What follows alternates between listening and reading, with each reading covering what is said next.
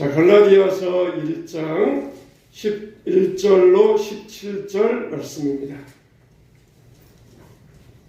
자, 신약성경 302면 갈라디아서 1장 11절로 17절 말씀입니다.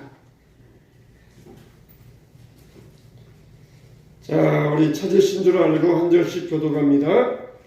형제들아, 내가 너희에게 알게 하노니 내가 전한 복음은 사람의 뜻을 따라 된 것이 아니니라.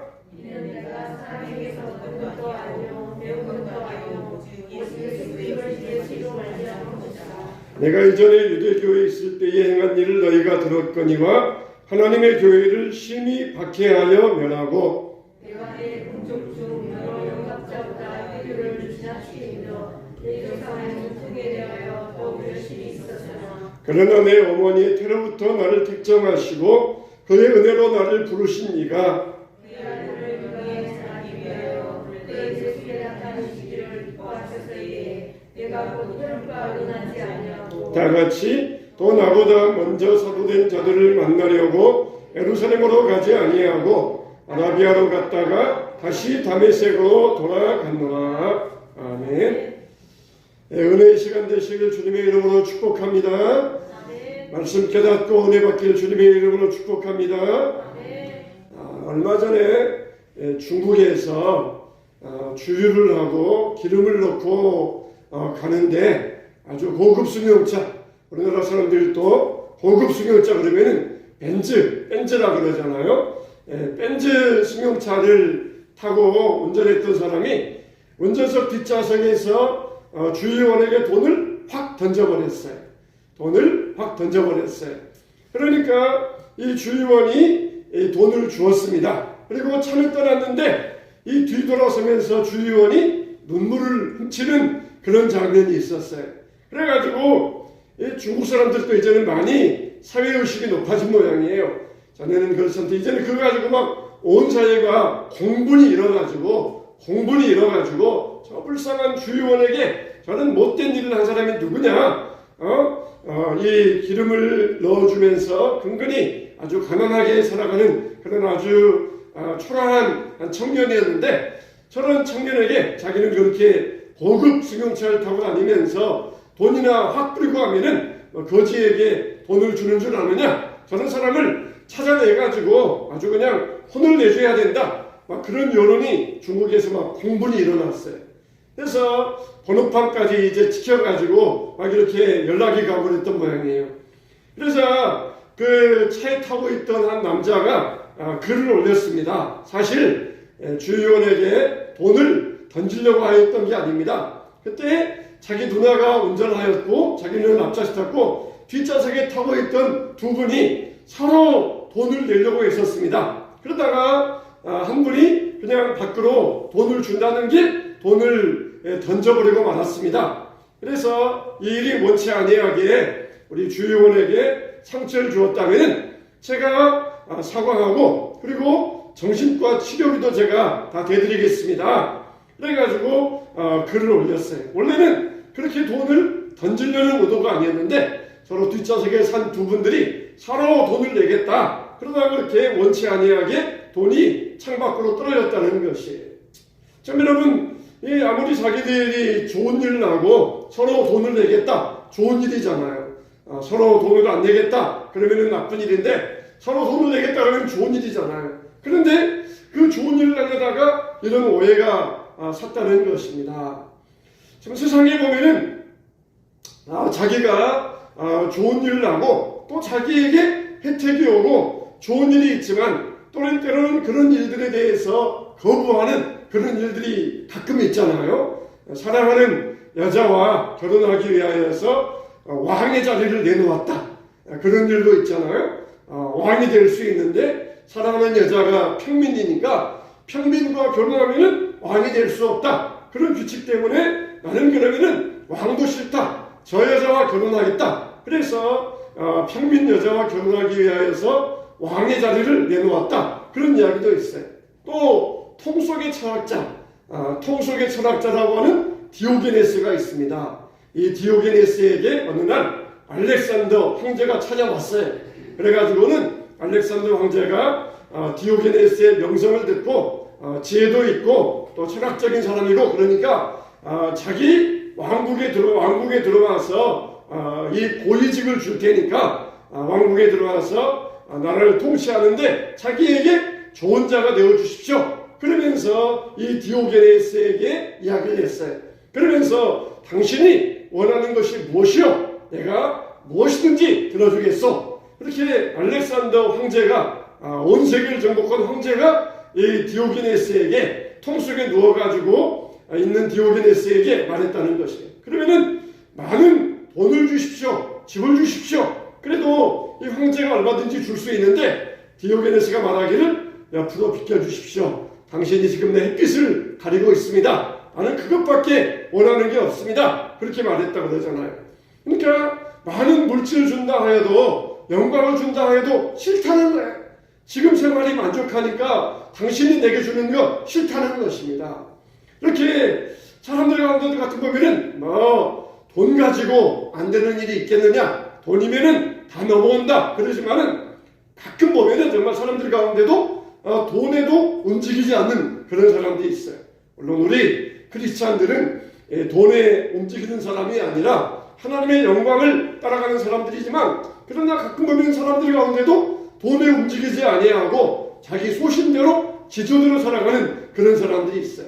민주화 열사들 가운데도 좋은 자리 주겠다 그러면서 아무리 회의에도 넘어가지 않았던 그런 사람들도 있어요. 세상 사람 보면은 가끔 그렇게 물질이나 권력이나 세상에 넘어가지 아니하고 그렇게 지조 있는 사람들이 가끔 있는 것을 볼 수가 있어요. 아무리 좋은 것을 주겠다 그래도 싫다. 나는 그것을 원치 않는다. 그렇게 말하면서 세상 것들을 거부하는 그런 사람들이 있습니다. 여러분, 우리에게 있어서 가장 좋은 것은 무엇입니까? 우리에게 있어서 가장 좋은 것은 하나님의 은혜예요. 하나님이 우리에게 은혜 주신다. 하나님이 우리를 사랑하신다. 천국이지 않습니까? 그런데 사람들 보면은 이렇게 천국을 주겠다. 은혜를 주겠다. 그래도 그게 뭐냐? 그러면서 싫다는 사람들이 있어요. 잘 모르니까. 은혜에 대해서, 천국에 대해서 잘 모르니까 싫다는 사람들이 있어요. 또 믿지 못하니까 싫다는 사람들이 있습니다. 천국이 있다. 은혜가 있다. 하늘나라가 있다. 아무리 말해주어도 이걸 알아듣지 못하고 이걸 거부하는 사람들이 있습니다. 이 좋은 것을 거부하겠다는 것이에요. 그런데 하나님께서 한번 딱 찍어버리시면은 하나님께서 딱 이렇게 그 사람을 찍고 선택하고 그 사람에게 은혜 주고자 하시면은 그 은혜에 대해서 거부할 수 있다? 아무도 없다는 것이에요. 그게 누굽니까? 그게 바로 사도 바울이었잖아요. 사도 바울은 예수 믿기 전에는 그냥 모든 것이 자기에게 완고함에 붙들려 있던 사람이었어요. 완고하게 유대교만이 최고의 진리다. 율법만이 최고의 이 교훈이다. 그러면서 유대교와 율법에 완고하게 사로잡혔던 사람이에요. 누가 아무리 예수 그리스도에 대해서 이야기해 주어도 오직 모세 율법, 오직 아브라함, 오직 자기 유대교의 교훈 이게 최고다. 그게 사로잡혀가지고 나사렛 예수를 믿는 자들을 사로잡아서 체포하고자 하였던 사람이 바로 이 사도 바울이었습니다. 그런데 하나님께서 바울을 딱 찍으셨어요. 딱 선택하셨습니다. 그래가지고 다메섹 도상에서 그를 딱 막아가지고 그의 앞길을 막으시고 그를 쓰러뜨리게 하시고 그를 불러주시니까 완전히 한순간에 인생이 180도 바뀌어지게 되었어요. 사도 바울이 이걸 뭐라 그럽니까? 15절에 보니까 그러나 내가 내 동족 중 14절 보니까 내가 내 동족 중 여러 영갑자보다 유대교를 지나치게 믿어 내 조상의 전통에 대하여 더욱 열심히 있었으나 그러나 이게 중요하잖아요. 내 어머니의 태로부터 나를 택정하시고 그의 은혜로 나를 부르십니다. 그의 아들을 이 땅에 이방에 전하기 위하여 그를 내 속에서 나타내시기를 기뻐하셨을 때에 내가 내 혈육과 언언하지 아니하고 그러면서 복음을 전하러 갔다는 것이에요. 전에는 복음을 핍박하는 핍박자였는데 이제는 복음을 전파하는 전파가 되었다는 거예요. 어떻게? 하나님의 은혜 때문에. 하나님이 사도 바울을 은혜로 그냥 딱 찍으셔가지고 딱 붙잡으셔가지고 그에게 주시니까 그 은혜를 사도 바울이 이길 수가 없다는 거예요. 만일 사도 바울이 그냥 자기 머리로만 알고 있었다 그러면은 그게 아무리 좋아도 나는 이미 율법주의자요, 유대주의자요, 나는 이 율법의 교훈에 정통한 랍비요 그러면서 아마 사도 바울은 자기 머리로만 알았다 그러면은 거부했을 것이에요. 하나님께서 사도 바울의 머리부터 발끝까지 정신부터 육체까지 영혼까지 완전히 사로잡아 버리니까 도저히 하나님이 우리에게 그에게 주시고자 하신 은혜를 거부할 수가 없었던 거예요. 나 싫습니다. 그러면서 거부하고 싶어도 거부할 수가 없었던 것이에요. 그래서 복음을 반대하고 핍박하던 자가 이제는 복음을 전하는 자로 완전히 새롭게 변화가 되었다는 사실, 이게 사도 바울이 우리에게 증거하는 은혜예요. 그러니까 하나님의 은혜는 뭐냐? 이길 수가 없다는 것이에요. 도저히 하나님의 은혜를 내가 막을 수가 없다. 하나님이 어떤 사람에게 은혜 주시려고 하시면은 하나님의 은혜를 막을 사람이 없다는 것이에요. 왕위를 준다 하여도 물질을 준다 하여도 싫습니다. 그러면 그만인데 하나님께서 은혜 주시고자 하실 때 그 하나님의 은혜를 싫다 그러면서 거부할 자가 이 땅에서는 있을 수가 없다는 것이에요. 그걸 뭐라 그럽니까? 신학적인 용어로 이걸 가르쳐서 따라서 합시다. 불가항력적 은혜. 예, 불가항력적 은혜. 내 힘으로 항거할 수 없다는 것이에요. 사람의 힘으로 이것을 저항할 수 없다는 것이에요. 사람이 하나님께서 주신다 할 때 내가 싫소 그러면서 저항할 힘을 하나님께서 아예 그냥 없애버리신다는 것이에요. 이 은혜를 강권적이다. 강권하였다. 하나님이 나를 강권하였다.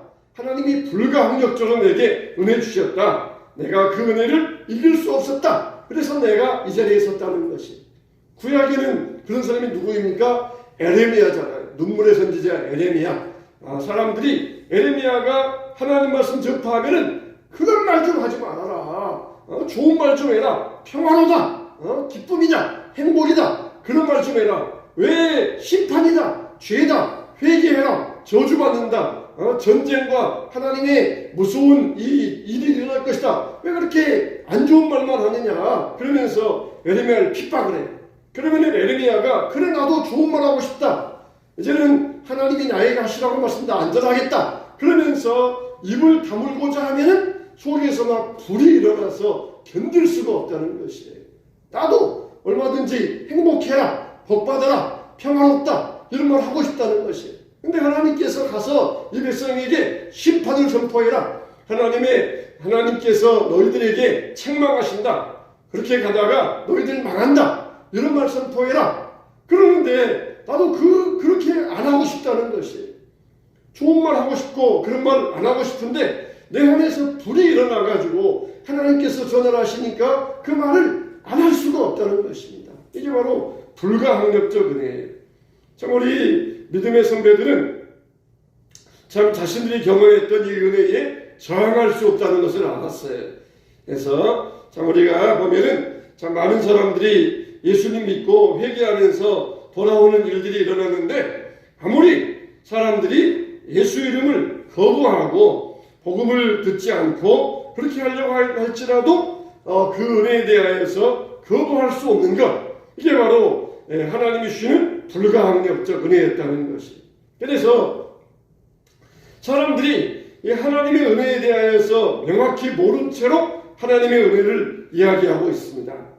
이 은혜에 대해서 잘못된 세 가지 관점이 있어요. 하나님의 은혜를 바라볼 때 잘못된 세 가지 관점이 있고 올바른 관점이 있는데, 첫째로 어떤 관점이 있느냐? 그 은혜에 대하여서 사람이 그 의지를 가지고 은혜를 누릴 수도 있고 안 누릴 수도 있다.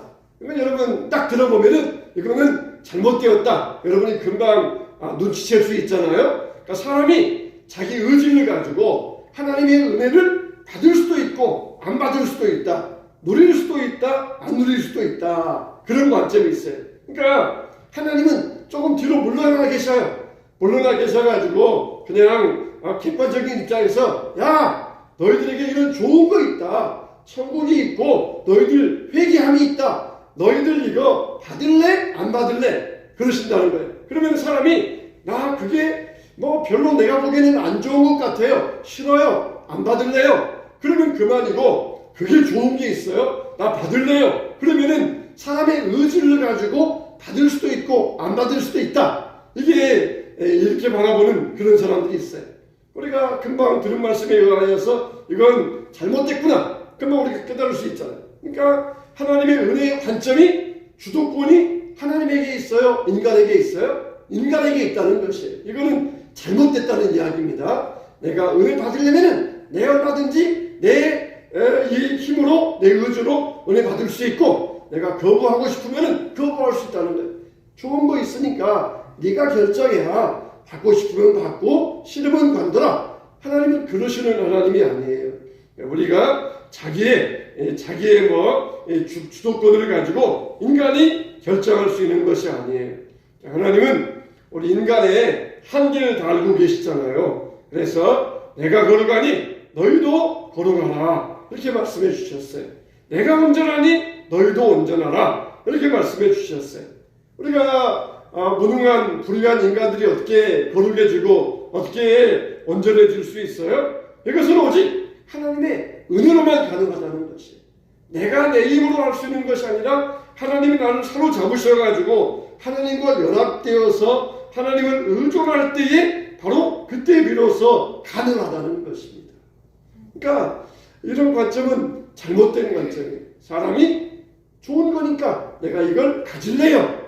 혹은 좋아 보여도 나는 싫습니다. 그럴 수 없다는 것이에요. 얼마든지 그럴 수 있어요. 사람들 아무리 천국이 좋다 그래도 이 사람들 어떻습니까? 다 받는 게 아니에요. 하나님의 은혜를 모르기 때문에 그러는 것이에요. 두 번째는 어떤 관점이 있느냐? 하나님의 은혜가 있는데 하나님과 인간이 서로 협동을 해서 하나님의 은혜를 구할 수 있다. 그런 이야기가 있어요. 그러니까 우리가 하나님께 도와달라고 구합니다. 하나님 도와주세요. 그러면 하나님께서 가만히 계시다가 도와달라고 알았어. 내가 도와줄게. 그때서 비로소 오셔가지고 내가 도와주세요. 할 때 하나님께서 오셔가지고 우리를 도와주신다. 이걸 뭐라고 하느냐? 신인협동설 그렇게 이야기해요. 사람과 하나님이 서로 협동을 해서 하나님의 은혜를 이룬다. 그렇게 이야기를 합니다. 그래서 이 사람이 하나님께 도와주세요. 구할 때에 하나님께서 오셔가지고 은혜 주시고 성령 주시고 나를 구원해 주신다. 내가 의지를 가지고 하나님 앞에 나갈 때 하나님께서 나를 도와주신다는 것이. 많은 사람들이 이 원리를 지지를 합니다. 이 원리를 따르기도 합니다. 물론 우리가 기도할 때에 내 의지를 가지고 하나님 도와주세요 하면 하나님 앞에 기도해야 돼요. 그러나 우리가 내 구원을 위해서는 하나님 앞에 구한다고 해서 내가 구원받고 못 받고 그게 결정되는 것이 아닙니다. 이걸 우리가 따로 생각할 수 있어야 돼요. 구원받는 것과 내가 기도해서 응답받는 것 이것을 따로 생각할 수 있어야 돼요. 근데 마귀는 이렇게 막 섞어 놓습니다. 마치 야바이 자리에서 막 섞어 가지고 어디에 뭐가 들어있느냐 컵 속에 동전 하나 집어넣고 막 섞어 놓고 어디에 뭐가 들어있느냐 하나만 선택해라. 그런 것처럼 막 이거 섞어 놓아요. 저 사람들이 막 혼동하게 만듭니다. 구원과 기도 응답은 달라요. 이걸 분리할 수 있어야 돼요. 기도 응답은 내가 새벽 기도에 여러분 의지와 노력을 가지고 일어나야 돼요. 내일 아침에 하나님께서 눈 떠주시면은 교회 가야지. 안 떠주시면은 하나님 뜻인 줄 알고 내가 잠이나 자야지. 그건 뭐예요? 그거는 사탄적인 생각이에요. 사탄적인 생각. 눈 떠지면은 하나님께서 기도하라고 하신 줄 알고 뜻인 줄 알고 교회 가겠다. 안 떠지면은 하나님의 뜻이 기도하지 말란 줄 알고 교회 안 가겠다. 사탄적인 생각이에요. 떠지든 안 떠지든 내가 의지를 가지고 강한 노력을 가지고 일어나서 교회 나올 수 있어야 돼요. 그러나 구원은 그렇지 않습니다. 구원은 내가 의지를 가지고 내가 구원받아야 되겠다. 내가 하늘나라 가야 되겠다. 내가 의지를 가지고 그렇게 해서 구원받을 수 있는 것이 아니에요.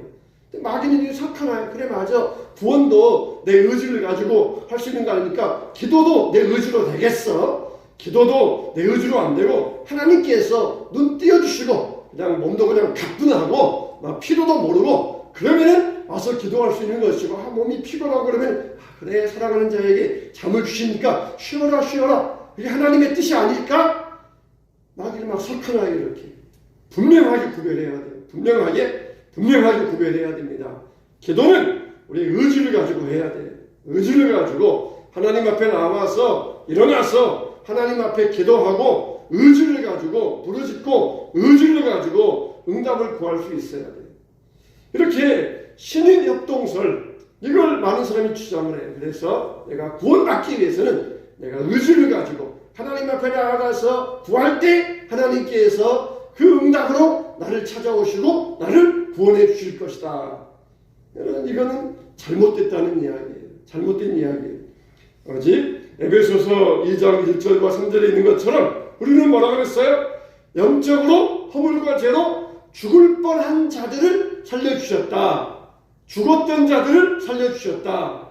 앞에가 맞아요? 뒤에가 맞아요? 뒤에가 맞잖아요. 죽을 뻔한 자들을 죄와 허물로 죽을 뻔한 자들을 우리가 살려주신 것이 아니라 죄와 허물로 죽었던 우리를 살려주셨다 그랬어요. 죽은 자들을 살려주셨어요. 죽은 자가 자기 의지를 가지고 내가 살아가야 되겠다 그런 의지가 있겠어요? 이미 죽어버렸는데 아무런 의지가 없어요. 근데 예수님께서 나사로 무덤 앞에 찾아오셔가지고 나사로야 나오너라 할 때에 시체가 걸어서 나왔던 것처럼 우리는 이미 허물과 죄로 죽었던 자리에요. 근데 예수님이 오셔가지고 아무개야 그럴 때 우리가 그 죽었던 자리에서 우리의 몸이 다시 일어나게 되었고 우리가 생명을 얻게 되었고 그리고 뭐라 그럽니까? 중생하게 되었다. 제1에 거듭났다. 중생하게 되었다. 중생, 거듭났다. 그러잖아요. 중생. 그러니까 우리는 그런 면에서 우리는 이미 부활을 맛본 자들이에요. 부활을 이미 겪은 사람들입니다. 여러분 다 부활의 경험자들이에요. 부활의 경험자들. 부활은 멀리 있고 내 몸이 죽어야만 부활이 아니라 이미 허물과 죄로 죽었었는데 우리가 이미 부활을 우리가 다 경험했다는 것이에요. 얼마나 감사하고 은혜로운 일입니까? 세 번째는 어떤 견해가 있냐? 그러면은 우리는 다 죄인이고 죽은 자이므로 하나님이 시작하셔서 이 구원에 참여할 수 있다.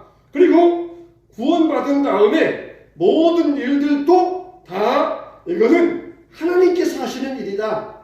그런 이야기가 있어요. 좀 더 그럴듯하잖아요. 그러니까 이것도 역시 마찬가지예요. 구원도 하나님이 하셨으니까 기도 응답도 다 하나님이 하실 것이다. 기도 응답도 내가 아무리 노력한다고 해도 내 의지로 되는 것이 아니라 구원도 하나님이 하셨으니까 기도 응답도 하나님께서 기도도 하게 하시고 응답해 주시고 그래야 되는 거지. 우리가 막 하고 싶다 그래서 되는 거 아니야. 그런 이야기라는 거예요. 이거 둘을 막 섞어놓은 견해. 구원은 우리 의지로 된 것이 아니지만은 기도 응답과 우리의 거룩하게 되는 것은 우리의 의지를 가지고 해야 돼. 의지를 가지고 예배의 자리에 나와야 되고 의지를 가지고 기도해야 되고 의지를 가지고 전도해야 되고 의지를 가지고 봉사할 수 있어야 돼요. 구원받은 다음에 성장하는 것은 우리의 의지가 달려있어요. 어린아이가 엄마 뱃속에서 나올 때는 엄마가 힘을 주어야 어린아이가 엄마 뱃속에서 나와요. 그러나 나온 다음에는 자기가 젖을 찾아야 울어야 엄마에게 젖을 물 수가 있고 그리고 울어야 그리고 배변도 치워줄 수 있고 그리고 자기가 성장하면서 걸으려고 해야 걸을 수 있고 다시 달리려고 해야 달릴 수가 있어요. 이제는 우리는 구원받은 사람이에요. 끝까지 그냥 가만히 있으면은 젖 먹여주고 또 기저귀 치워주고 또 걷게 해주고 그러는 게 아니에요. 우리 의지를 가지고 무언가도 잡고서라도 일어서야 되고 달려야 되고 그리고 구원의 성장에 이르러가기 위하여서 하나님을 사랑하면서 믿음으로 나아갈 수 있어야 돼요.